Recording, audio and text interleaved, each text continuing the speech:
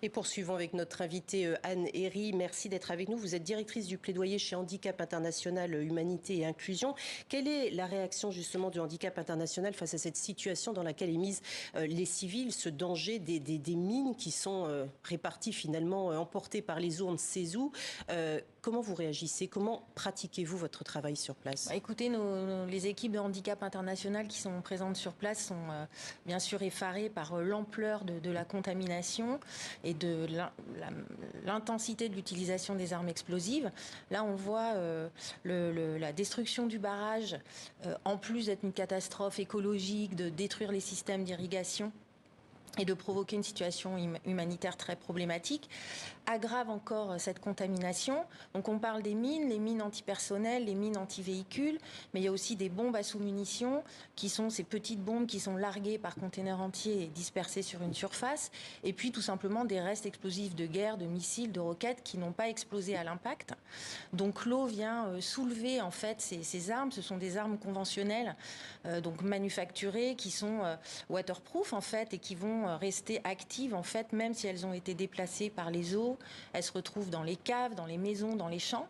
On ne sait plus du tout où elles sont. Mais justement, comment on fait avec des mines aussi dispersées? Comment peut-on procéder efficacement après au déminage? Comment localiser tout simplement? C'est juste impossible. En fait, c'est un défi énorme, surtout quand on se trouve dans un contexte de guerre ouverte. Le conflit est encore là. Comment assurer la sécurité des équipes de déminage? Une des priorités des équipes de Handicap International, c'est justement de cartographier en fait et de marquer les endroits où il y a ce type d'engin et de mener des campagnes massives de prévention et de sensibilisation de la population aux dangers et à la conduite à tenir. Depuis novembre, me semble-t-il, vous faites des sessions d'éducation au risque justement auprès des populations civiles. Tout à fait. Ce sont des sessions d'éducation. On apprend aux gens non seulement comment se comporter en cas de bombardement, mais aussi quand on trouve un engin non explosé dans un champ, dans une maison. Voilà. Alors justement, en décembre dernier, Volodymyr Zelensky, le président ukrainien, a annoncé que 174 000 km² du territoire ukrainien étaient contaminés par des mines. C'est un petit peu l'équivalent du Cambodge, c'est énorme. La Russie est-elle signataire de la Convention d'Ottawa sur l'interdiction des mines antipersonnelles? Donc, l'Ukraine est aujourd'hui un des pays les plus contaminés. C'est très difficile de savoir l'étendue exacte, mais voilà, c'est une estimation. En fait, les mines sont interdites par le traité d'Ottawa. L'Ukraine est signataire du traité d'Ottawa, mais pas la Russie. Et il y a aussi une autre arme interdite qui sont les bombes à sous-munitions. Et là, aucun des deux pays n'est signataire de ce traité. Donc, ce sont des armes qui menacent avant tout les civils.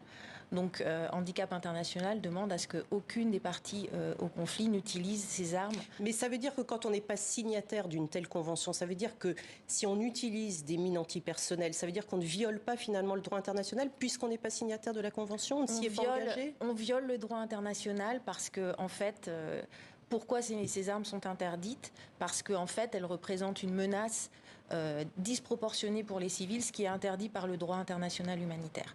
Donc, les traités d'interdiction des mines et des bombes à sous-munitions obligent à l'assistance aux victimes, au déminage, à la destruction des stocks.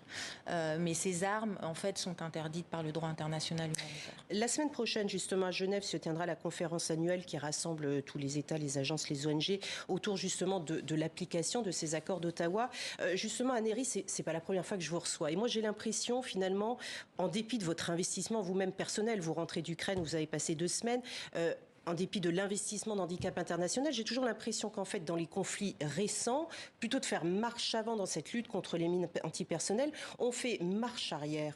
Je me trompe ou pas? En fait, la menace des mines, elle a été énormément décrue, diminuée depuis la signature du traité d'Ottawa. Le nombre de nouvelles victimes annuelles a été divisé par 10. Des millions de mines, 50 millions de mines qui étaient détenues dans les stocks ont été détruites.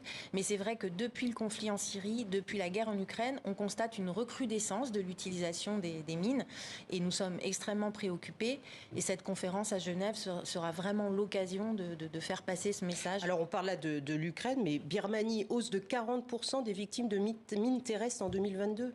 On n'en parle plus de la Birmanie, en fait, mais c'est terrible aussi la situation. Il y a un certain nombre de pays où on constate de nouvelles victimes. Alors parfois, ce sont aussi des mines qui sont en fait des mines improvisées, non pas des mines fabriquées par des États. Donc il y a vraiment une recrudescence, il faut être extrêmement vigilant.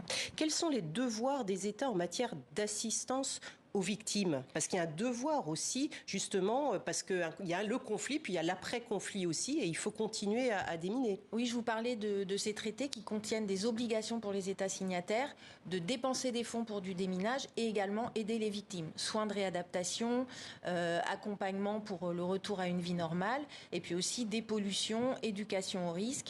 Il faut savoir que quand on parle de victimes, c'est non seulement les personnes qui ont pu être blessées, mais également leurs familles, les communautés qui vivent dans des terres qui sont contaminées. On le voit en Ukraine aujourd'hui, beaucoup de victimes de ces restes explosifs sont en fait des fermiers qui veulent cultiver leurs champs et qui tombent sur des mines antipersonnelles. Merci beaucoup Anne-Héry, directrice du plaidoyer Handicap International. Merci d'être passée par le plateau de TV5 Monde après votre retour justement de votre mission en Ukraine. Merci à vous.